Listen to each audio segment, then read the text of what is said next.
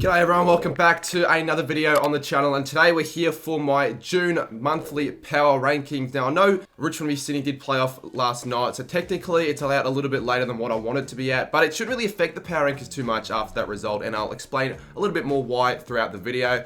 Let's just get right into it. Let's begin with the first side. It's obviously going to be the Eagles in the 18th position. Well, their last month of footy, obviously with the bye, they had the 3 games, but 2 of them were record-breaking losses against Adelaide and Sydney by a combined margin of 293 points. So it really tells me that it's getting even worse for West Coast, their problems within their club. But you do have to credit their respectable 8-point loss against the Saints. That's sort of the effort that I feel like West Coast fans come to expect for the club and would like to see them, dish out more regularly during games, because I thought they were really good in that game.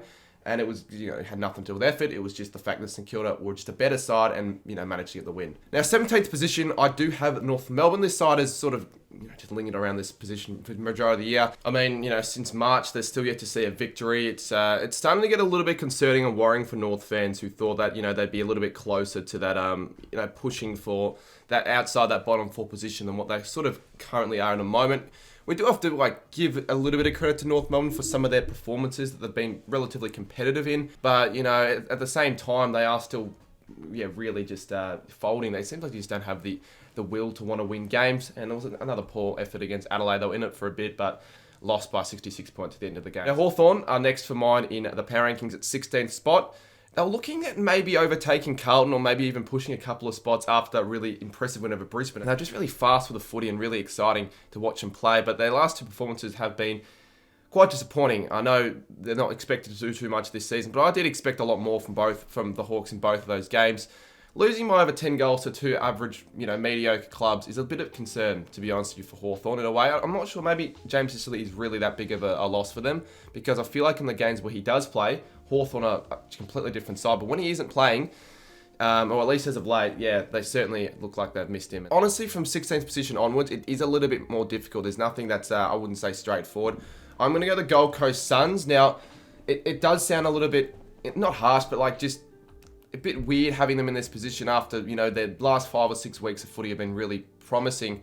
They've gone down to 4 spots because they have picked up 2 heavy losses in games where I expect them to either win or be very competitive. And I actually tipped the Suns in both of the games that they lost by over 10 goals. And it just looked like they just weren't up for the challenge. They weren't ready for it, and they just couldn't handle the heat early on, which seemed to be the case against Carlton and Collingwood, who, especially Carlton. I mean, the Carlton are no good, and Collingwood, I expected them to put up more of an effort, much more of a fight and competitive outfit against a Collingwood outfit, obviously first and ladder, but it's a sellout crowd. I thought Gold Coast would be up for the occasion. Obviously, they did pick up a nice 67-point win against Hawthorn, but it's at home, and I don't know, I can't take too much out of that game anyway. So just when you feel like they're just ready for finals, just hitting on the door, they dish up garbage performances that make you realise that they're nowhere near it still. Now, in 14th position, going up a spot and having a fairly decent month of footy, we've got Carlton, and it seems like maybe their season, I don't know about being back on track, but finals chances can just be slightly ajar, I feel like, for the Blues. But I mean, to be fair, they didn't start the month off great. They just continued the way they left off with that terrible performance against Essendon. That was sort of doomsday for the Blues. I didn't think surely could get any worse. And then they had, changing things around in pretty good fashion with 2 10-goal wins against, 2 sides lull them in the power rankings. They're not the best sides, that's for sure. But still, I think just the fact that they got not just the wins, but healthy wins, big score, gives them a lot of belief into the future that their key players can be firing. And I think they've got a chance of, knocking off the Dockers as well, who I do have in the 13th position. They have been pretty disappointing their last month. 3 losses, 1 win, a loss against Richmond, but that alarming 70-point loss against the Giants that almost just put a line through their season personally after that game, because it was one of the worst performances from any side this year in terms of effort. They just did not look like they were even on the field at times, to be honest with you. They got a good win against Essendon the week after, and then that game against the Dogs. It didn't seem like they were as, heavily beaten, but it just seemed like they were beaten by the better side, and Western Bulldogs seem to be on a better trajectory at the moment than the Dockers, which in a way is a little bit disappointing because you see the elimination final last year, and I feel like the roles would have been reversed. Next up, we've got the Swans in 12th spot in the power rankings, going up 0 spots. They would have been in this position regardless of the performance against Richmond, so we're not really going to take too much into that in consideration. The Swans have had 2 losses, 1 win, and a draw in their last month of footy. But a few respectable performances. I feel like the Swans are sort of starting to play it a little bit more into a bit better form. They had an alright game against Brisbane. It just never seemed like they were going to win that game. And then for some reason, something clicked. And I just didn't think that a Sydney side, who were 15th at the time, had it in them to beat West Coast by 171. So, that gives them something, that shows that they can play really good footy. And if they didn't draw us to Geelong, I tell you what, they probably would have gone up a spot or two, but that was a game they should have won where they just couldn't take their opportunities, which was disappointing for Sydney because I think now that their finals chance are pretty much done. In 11th spot, I have the Richmond Tigers. They possibly would maybe bump up a spot or two after the win on the weekend, but regardless, I think 11th spot is fair for the Tigers side, who probably won't make finals and are just like, I don't know, they're just not quite there yet for this season. Their poor start has certainly affected them, but their form under McQualter has been fairly decent. I mean, they beat Fremantle away really positively by 15. They outcoached Ross Lyon in the rain by 20 at the MCG. But you've got to drop them a few spots down after that damning performance against the Lions by 81 points. I know Studi thinks that game was match fixing, but look, at the end of the day, it certainly wasn't. They were beaten by a much better side, and they were taught a new one, to be honest with you. That was very alarming. Their season is still alive, though. They could maybe still possibly make the finals, but it'd be difficult for them. I think Richmond in 11th is fair enough.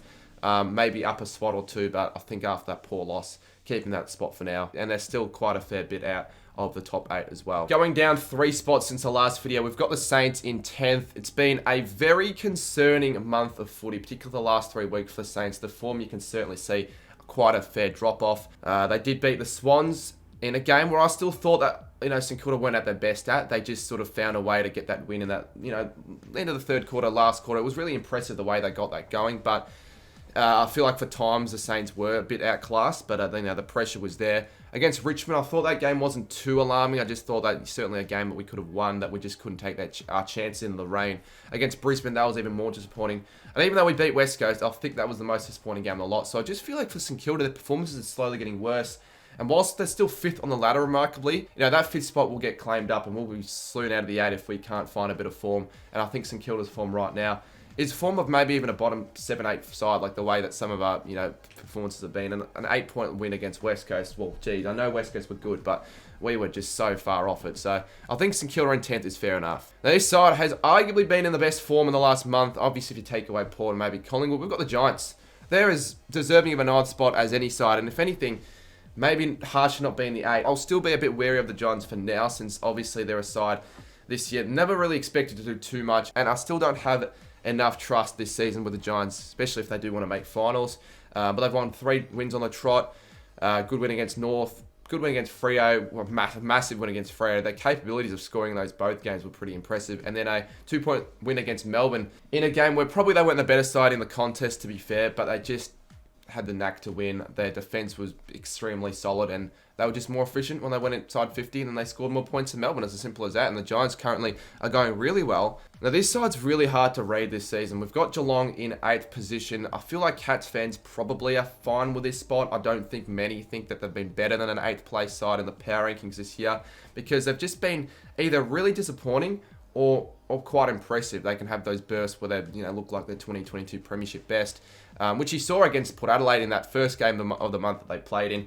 And then they sort of just dropped off massively after quarter time. They really let Port Adelaide get back into the game, and the defence was really, just really sloppy, to be honest with you. They let Port Adelaide get too many easy marks. So 50 against Melbourne, they were a lot better at home. I guess it just shows that they're just such a different side when they do play at GMHBA. And then they draw against Sydney, where I thought they did also play a little bit sloppy in defence, allowing the Swans to get too many easy, uncontested marks inside 50. They're lucky that they couldn't convert at all, because they probably should have lost that game, or they thought they were deserving more of that loss. But yeah, they've had an average, I guess, feel like month of footy, and I'm not too sure with the Cats. I think there's certainly a chance at finals, but it's going to be a tight one. It's going to be a tight one. Next up, we've got in 7th position, the Bombers are going up 1 spot. I think they've had a relatively impressive month of footy.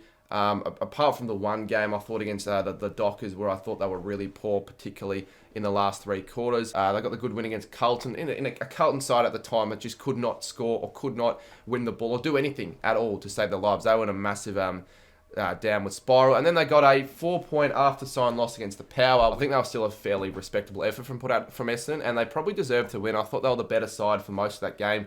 And it just shows that they can take it up to the best, in the competition. They did it on Anzac Day against Collingwood. So I think Essendon are 7th for mine. Their form hasn't been too bad. Comparing them to a lot of the other sides competing for that 8th spot, I think Essendon's form has been probably better than most. So that's why I'm going to keep them in that position. Now, this side has to go down a couple spots. I don't really care where people think that they're capable of. Melbourne are in 6th for my power rankings because they have really been disappointing in their last 6-7 weeks. We really got to start, taking this a little bit more seriously and putting it to more notice how sort of disappointing the D's have been in terms of the fact that, they're a side that did beat Collingwood to start off the month and look like, geez, they could be up there with premiership favourites. But then they're just inability to score and really be efficient inside 50. The disconnect, I feel, between midfield and forward is certainly up for question because, against Geelong, I thought that they probably should have been in front by more about three-quarter time. They lost that game by 15. And then efficiency really, gets put as a major question against the Giants where I think they scored 5 goals, 15, had 72 inside 50s and still couldn't win the game, which was really just disappointing and really frustrating, I feel like, for D's fans. We've got a really strong list, a list certainly worthy of a premiership, but they're just not putting it to full capabilities, I don't think, and it's going to be a massive game against St Kilda. I think it's certainly fair, though, that they drop a couple spots because sides around them, they've been performing better, and that top 4 spot right now for Melbourne is extremely vulnerable, up for grabs for any side, to be honest with you. This side has been very impressive. In 5th, I've got the Crows. They're going up 4 spots. I think they've had a really good month of footy. Well, they've played 2 of the bottom sides at home, so obviously that's going to help with their percentage and boosting their confidence. And the 122-point win against West Coast. 6-point win against North Melbourne. Their ability to score and just punish sides, in quick succession is just extremely impressive for the Crows. And then that game against Collingwood as well, they were 2 points away from winning that. If they got that win, we would be seeing the Crows a lot differently in terms of the race for the 8 or even the 4. I feel like, there's still a chance at that 4th position, but they were just a really, really impressive side against Collingwood. I think Adelaide right now, they're looking in a good position. They beat Essendon and I think almost a lock for the top 8, I think, for the Crows. They're playing incredible footy and they're going to be a good side for, the next few years. Well, this is a bit of a difficult one. I've just managed to slide in the Western Bulldog in 4th. Because I think their form has turned around fairly well. I know they had a bad slump of form with 3 losses in a row, but in all those 3 losses, I thought that Power loss, that Suns loss, I forgot who else, I think the Cats, they weren't really disgraced in the way they played, but I just feel like the sides that they were playing in those games just played better. They had put out really strong performances. So, yeah, I think the Dogs this month has been all right. They obviously got that loss against Port Adelaide, but it's a Port side who currently are on 13 wins in a row. So you can't be too disgraced about that performance. They were in that game for a lot of it. They beat North Melbourne relatively easily. And then that win against Fremantle was a pretty big one as well because it was neck and neck for a lot of the game, but they just pulled something out of their asses in that last quarter to really propel themselves with like a 7-goal last quarter to score over 100. It was a really dominant display in that last, and it shows that the Dogs still have it in them to maybe not make the top 4. They could still. They're in the 4th of the power rankings, but to certainly cement themselves a top 6 spot, I think, this season, the Dogs. I think they're certainly capable. They've got the list for it. They just need to put the consistency together. Now, this is where it gets pretty easy. I think the 4th to 15th positions are all up for debate, but I think it's pretty easy to rank the bottom 3 and the top 3. And for 3rd, it's obviously going to be Brisbane Lions. They've obviously, after the Hawthorn loss, we were all questioning the legitimacy. I really thought after that you could just put a line through the premiership credentials. But they've sort of turned things around in a way, the Lions, since then. They got a good win against Sydney. Nothing really too much to talk out of that game. The Saints game as well, they were fairly good. It's just we were a lot worse, the Saints. But it shows that they can still win at Marvel, which they've always been able to do. And a really strong win against the Tigers. That boosts their possible premiership chances up by quite a bit. It gets more percentage in them, and they just need to find that top 2 spot, I feel like, for Brisbane if they do want to go all the way this season, which would be tough. But yeah, you can't have Brisbane any higher than the next 2 sides that I'm going to talk about. Second, I've got Port Adelaide. Port, really unlucky not to be first. They've got now 12, I think 13 wins in a row. I can't remember how many. It's that many, but yeah, I still have them in second for now because of that big win Collingwood had against the Suns, a statement win. But there's not really too much more I can say about Port that hasn't already been said that's impressive about them. They've just been continuing to put in these results time after time, whether it's away from home, whether it's at the Adelaide Oval. They're really, really difficult to beat now. They escaped jail against Essendon. I thought that was finally the time that their streak was going to end, and they just seem like they're ready this season from what we've seen so far. A lot of this players are stepping up. Obviously, Zachy Butters, Dan Houston's going to probably win have an All-Australian blazer next to his name. So the Power are going extremely well. They're looking like finally making a possible grand final again this season. But obviously still first, and they've been first all year. I don't think they've dropped since round 1. The Magpies, Collingwood, you've got to claim them in the first position. They're still first on the ladder. I guess in a way their form hasn't been overly impressive in terms of their 2 games before the Suns one. 4-point loss against Melbourne, although I thought they played their worst game all year. They were just very lucky that it was 4 points to manage to still find a way to get within the D's by under a goal. Or very lucky, I would say, to not lose to Adelaide, because that third quarter was very concerning, I thought, for Collingwood. One of their most concerning quarters all year. When things seem to be going against them and they seem to be finally vulnerable of dropping, especially heading the Suns game, they go out and win by 82 points and just solidify their claim as the best side in the competition once again. And yeah, I think Collingwood right now, they're the team to beat. I think that Collingwood v Port game, whether this ranking stay the same till then, influence where I'll have each of the sides in terms of first or second. For the power rankings after the June month, that is where I see things. Obviously, it's really difficult. It's probably the most difficult to sort of rank at the moment, to be honest with you, because you can have sides that are like in the top 5, like St Kilda, not even in the top 8 in the power rankings with form. But yeah, let me know down below where you see these sides and what you would have as your power rankings 1 to 18th, because it's a really hot race for the top 8, and soon I will be making a video where I go through, all the games to see which sides will make finals or not. Hope you guys did enjoy the video. Subscribe if you're new, leave a like, and we'll see you soon in my next video.